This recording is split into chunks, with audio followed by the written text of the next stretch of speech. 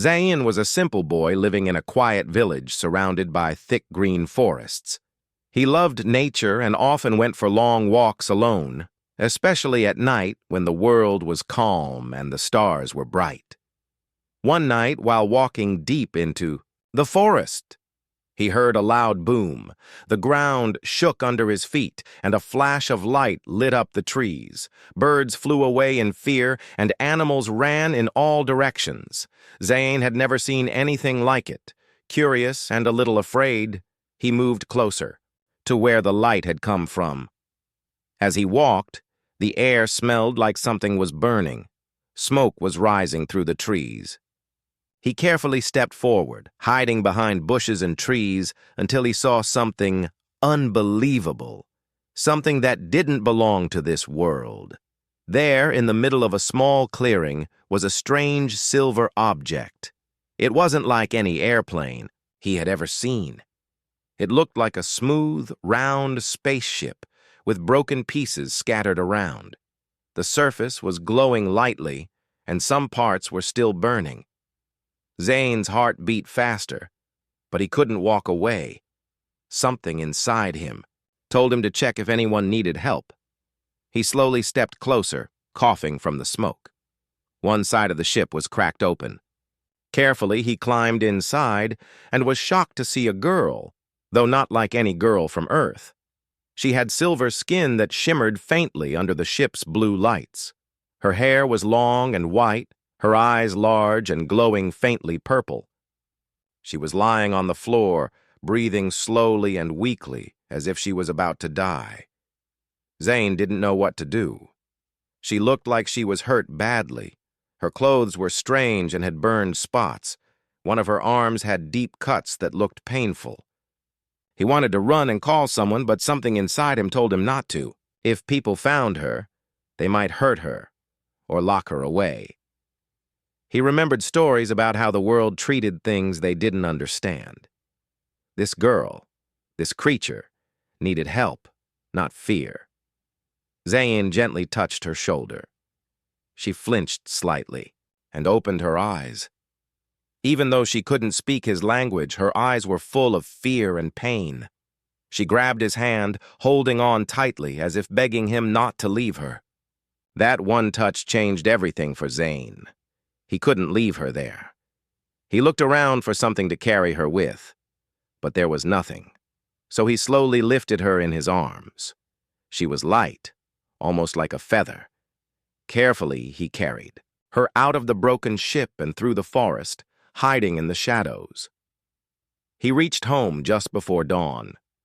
His house was small, and he lived alone after his parents passed away.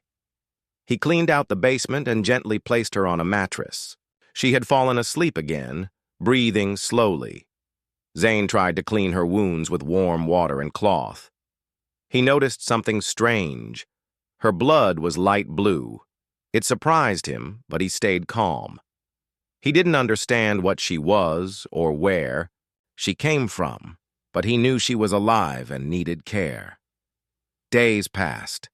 The girl remained weak, only waking for short moments. Zayn gave her small sips of water and soft food, hoping it helped. One morning, she finally spoke a few words.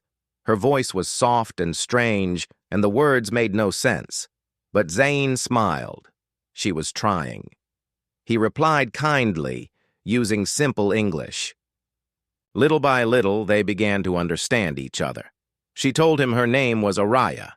She came from a planet far away, though she didn't say its name clearly. She used her hands and sounds to explain how her ship had lost control. Something had attacked her, and the damage made her crash on Earth. She was scared and sick. Her body wasn't used to Earth's air, and she had a strange illness that was getting worse. Zayn listened carefully. He still couldn't believe it. But there she was in front of him, speaking and breathing and alive. An alien princess, lying in his basement. He noticed that every time he touched her or helped clean her wounds, she seemed to calm down. Her breathing slowed and her pain lessened.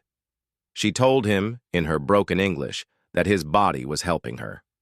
His touch didn't hurt her like other things on Earth. It confused her. Zane didn't know how or why, but he was glad he could help. One night, as they sat together in the dim light, Araya pointed at the stars through the small window. She said her home was out there, beyond anything humans could see. Her voice was sad. She missed her people. She missed her planet. And she knew she might not survive long. Zane promised her that he would do everything he could to keep her alive. Even if no one else knew about her, even if the world didn't believe in aliens, he would believe in her. He had seen her fall from the sky. He had carried her through the forest. He had looked into her glowing eyes and seen pain and hope. And that was the night Zane's life changed forever. He was no longer just a village boy who loved to walk in the forest.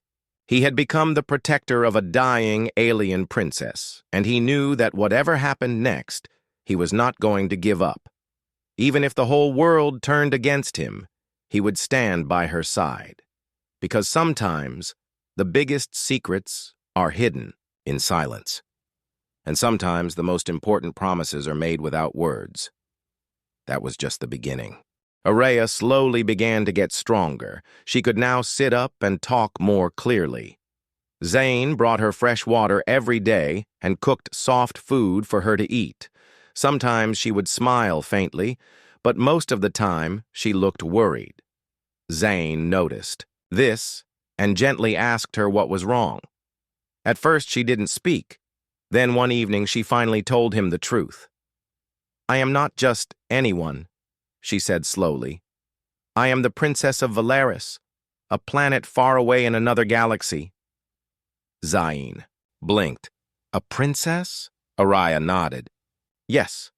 I was supposed to return to my home after a secret peace meeting, but I got sick. A disease. It is spreading inside me." Zane listened closely.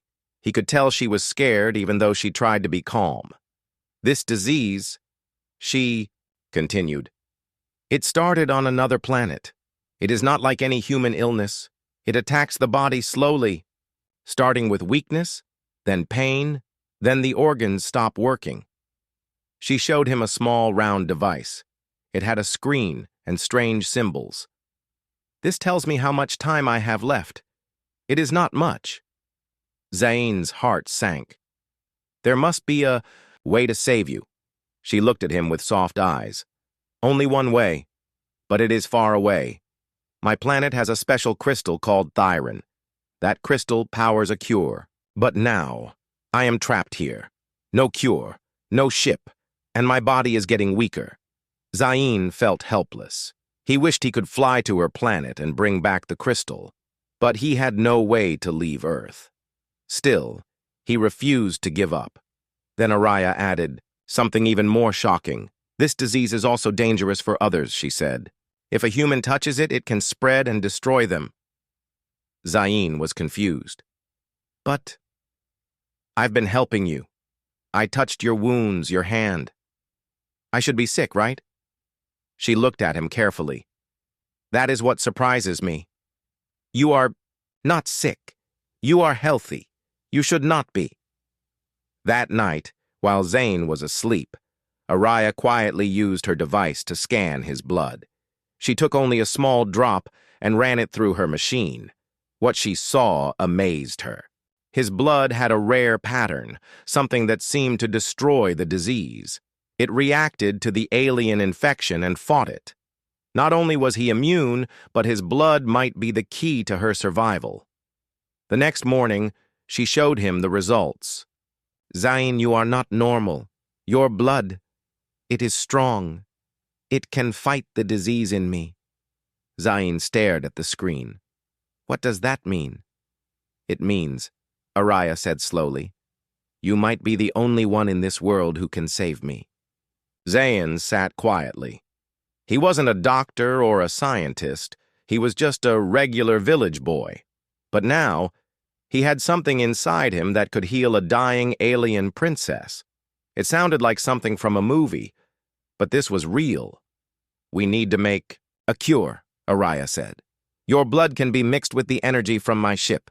It might work, but I need to use my tools, and I am too weak to do it alone. Zayn agreed to help. That day, they both went back to the crash site. They made sure no one was around. The spaceship was still broken, but some parts still worked. Araya found a small energy box and a few medical tools. She carried them in a backpack, and Zayn helped her walk back to the house. Over the next few days, Araya showed him how to use the tools. Zayn was a fast learner. He followed her steps carefully. They took small samples of his blood and tested them with the machine. Each test gave new hope. The disease in Araya's body seemed to slow down. At the same time, Araya taught him more about her world. She said Valaris was a peaceful planet full of tall, glowing trees and silver oceans. The people lived in floating cities powered by light. But now, many were getting sick. Some believed the disease had come from another galaxy. Araya was sent to find help, but her ship had been hit by a dark object in space. That's when she lost control and crashed. She looked sad when she talked about her home. Zayn listened quietly and wished he could do more. Slowly, the two of them became close friends. They didn't speak the same way, but they understood each other deeply. Zayn often thought about how strange life was. Just a few weeks ago, he was alone in the forest, and now he was trying to save someone from another world. But not everything was safe. One day, while Zayn was getting water from the river, he saw a black car parked near the edge of the forest.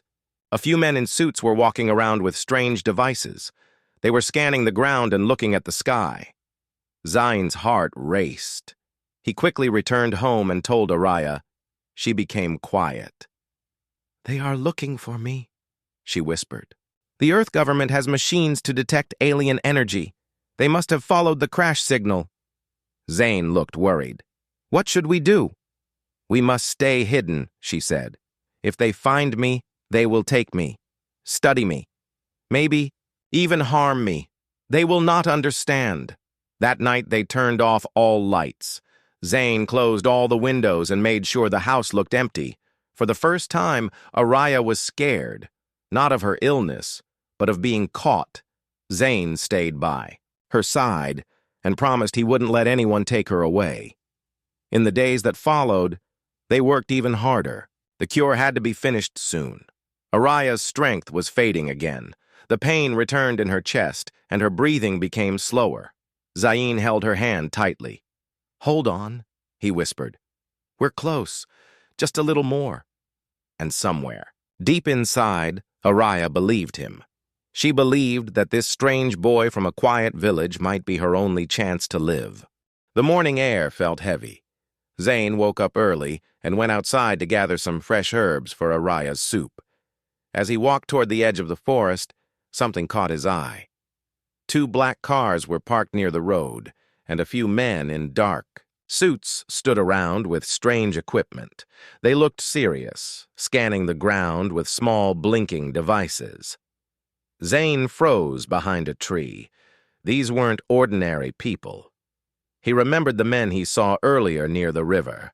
These were the same kind. Quietly, he stepped back and rushed home. As soon as he reached the house, he locked the door and went down to the basement. "Araya," he said in a low voice. "They're here again. More men in suits, and they have strange machines." Araya's eyes widened. She tried to sit up but winced in pain. "They are tracking my ship's energy," she said. "They must have found the crash site." Zayn helped her sit. "We can't stay here. It's not safe anymore." She nodded slowly. "We must leave before they find us." That afternoon, they packed everything they could. Zayn gathered food, water, and warm clothes. Araya picked up her healing tools and the energy core from the ship. They didn't have much time. Zayn led her through the back of the house and into the forest, taking the hidden paths he knew well. He had played in these woods since he was a child, and he used that knowledge to guide them far away from the village. After walking for hours, they reached an old research building hidden deep in the mountains. It was abandoned for years and covered in vines and dust. But Zane remembered it well. It used to belong to a scientist who once studied birds and forest life. The place had electricity through a small solar panel, and Zane hoped it still worked. They went inside and cleared a small room. Araya lay down on a clean mat, breathing heavily. Her face was pale, and her hands trembled. Zane looked at her with worry. "Are you okay?" She gave a weak smile. "Just tired. My body is fighting the disease, but I need the cure soon." Zane quickly set up her tools. Araya guided him with slow instructions. "Mix the blood sample with the energy liquid," she said, "then place it in the healing pod." He followed every step carefully. His hands shook, but he didn't stop. The machine lit up with a soft blue light. It started humming quietly. Araya watched with tired eyes. "You're doing well," she whispered. "Just a little more." Outside, the wind blew through the trees. The mountain air was cold, but the room felt warm with the soft light of the machine. Zane stayed awake the whole night, checking the readings and holding Araya's hand. By morning, the device showed signs of success. The mixture was stable. The cure was nearly ready. But peace didn't last. While Zane was boiling water, he heard a loud sound outside. A helicopter. He ran to the window and saw black vans rolling through the trees. Men in suits jumped out and spread around the building. Zane rushed back to the basement. "They found us!" Araya looked at him with tired eyes. "I can't run. My legs won't move," Zane thought quickly. "Then I'll protect you. Just stay quiet." He hid Araya behind a pile of old furniture and covered her with a heavy blanket. He placed the healing pod beside her. Then he went to the front of the building and locked the door from the inside. The men started knocking loudly. "Open the door!" one of them shouted. "We know someone is inside." Zane didn't answer. He looked around for anything to protect himself. There was an old metal rod in the corner, and he held it tightly. His heart was racing, but he was ready to defend Araya. The door broke open and the men came in with flashlights and scanning devices. Zane stood in front of them. "There's no one here," he shouted. "This place is abandoned." One of the men stepped forward. "We're looking for something important. Step aside." Zane didn't move. "You're not welcome here." The man narrowed his eyes. "Do you know what crashed in the forest? A spaceship? An alien life form? We have orders to find it." "I don't know what you're talking about," Zane lied. "I heard the explosion, too, but I saw nothing." The men didn't believe him. They started searching the building. One of them moved toward the basement. Zane quickly shouted, "That part is dangerous, the stairs are broken!" But the agent didn't stop. He turned on his flashlight and started going down. Just then, a loud beeping sound came from the basement. It was the healing pod. The cure was ready. Zane panicked. If they found Araya now, they would take her away. He had to do something. Without thinking, he pushed over a tall shelf. It fell with a crash, blocking the staircase. The agent shouted in surprise. "Get him!" someone yelled. Zane ran. He darted through the halls and out the back door. The agents chased him, but he was fast. He led them deep into the woods, away from Araya. Hours passed before Zane returned. He had tricked the agents by crossing a river and hiding in a cave. Wet and tired, he climbed back into the research building. Araya was still there. Safe. "The cure is ready," she whispered. "You did it." Zane smiled. He helped her sit up and gave her the injection. The blue liquid slowly went into her veins. For a moment, nothing happened. Then, Araya gasped. Her skin glowed faintly. Her eyes became brighter. She sat up straight, breathing deeply. "It's working," she said. "I can feel it." Zane felt tears in his eyes. After everything, she was finally healing. That night, they stayed quiet. No more helicopters, no more footsteps, just the sound of the wind and the stars above. Araya looked at Zane and said softly, "You saved me." Zane shook his head. We saved each other, but deep down he knew it wasn't over.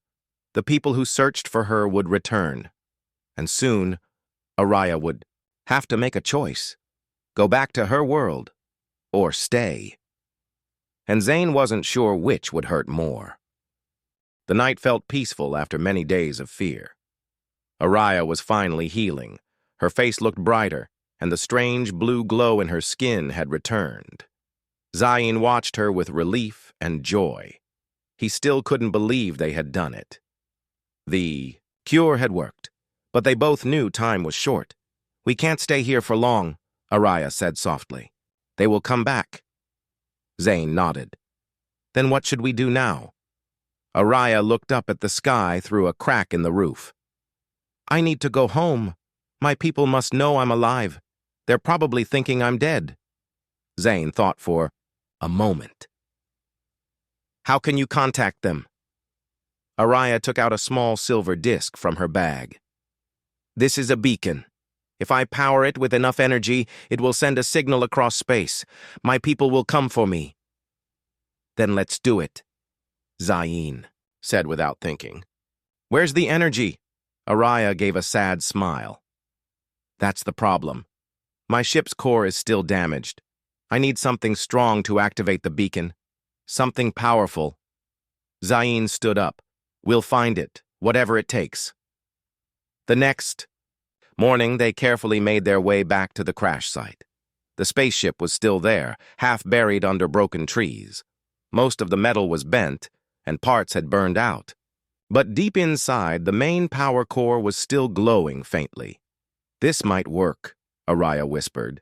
Together, they carried tools from the research cabin and worked for hours to remove the core. It was heavy and hot, but Zane didn't stop. Sweat dripped from his face, and his hands were scratched, but he pushed through. Araya helped as much as she could, though she was still weak. At last, they pulled out the round, glowing core and placed it inside a wooden cart. Slowly, they pushed it all the way back to the mountains. Back in the cabin, Araya connected the beacon to the core. Lights on the device began to flash. Just one more thing, she said. I need your help again. She explained that the signal would only work if Zane's energy, his unique blood, was added to the final spark. His body's strange immunity wasn't just healing her. It could also power the alien device. Zane didn't hesitate. He held out his hand. Araya gently took a small drop of his blood and placed it into the machine. The beacon started to hum, and then a bright light shot into the sky. It's done, Araya whispered. They stepped outside and watched the sky. A thin blue beam rose far into the clouds, glowing like a line of hope. Now all they could do was wait. That night, Zane made a small fire and cooked some food. They sat under the stars, and Araya told him more about her life back home. She spoke about her younger brother, her parents, and the sky towers of her city. Zane listened, feeling something strange in his heart. He didn't want her to go. He had grown used to her presence, her voice, her stories, her quiet smiles. They had become a part of his world. Araya looked at him. You saved me, Zane. I will never forget. He smiled sadly. Will I ever see you again? I don't know, she said honestly. But I promise if I can come back, I will. Suddenly the ground rumbled. A strange humming sound filled the air. Araya jumped to her feet. They're here, she said. Zayn looked at the sky. A bright circle was forming above the trees. It glowed with purple and silver lights, and from the center a ship slowly appeared. It was silent, smooth, and beautiful. It hovered in the air, then landed softly on the ground nearby. A door opened, and figures stepped out. They were tall, like Araya, with glowing skin and eyes full of light. One of them called her name. Araya! She ran toward them. They embraced her tightly, speaking in a soft, musical language. Then she turned back to Zayn. I have to go now, she said, but I owe you my life. Zayn felt tears in his eyes. He didn't know what to say. Araya stepped closer. "Take this," she said, placing a crystal in his hand. "If you ever need me, this will call me." Then, without another word, she walked back to the ship. Zayn stood there, watching as the ship rose into the sky and vanished into the stars. And just like that, she was gone. But he would never forget her. Not now. Not ever. Days passed after Araya left.